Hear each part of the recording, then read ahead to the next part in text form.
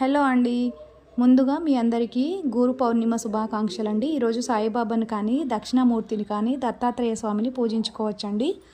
ఈరోజు చదువుకోవాల్సిన మంత్రము దత్త చాలీసా కానీ గురు చాలీసా కానీ హనుమాన్ చాలీసా కానీ చదువుకోవచ్చండి. పిల్లలతో హయగ్రీవ మంత్రాన్ని చదివించినట్లయితే పిల్లలు చదువులలో ముందుంటారండి. హయగ్రీవ మంత్రం జ్ఞాననందమయం దేవం నిర్మల స్ఫటికాకృతం ఆధారం సర్వ విద్వానం హయగ్రీవము పాస్మహే.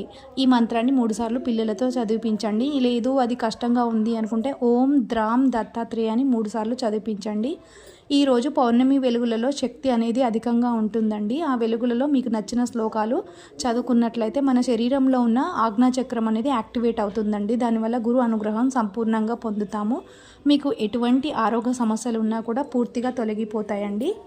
ఈరోజు మీకు నచ్చిన శ్లోకాలు వెలుగులలో చదువుకోండి. మనకు అన్ని బలాలు కరెక్ట్గా ఉండి గురుబలం లేకపోతే మనకు అనుకున్న పనులు జరగవు.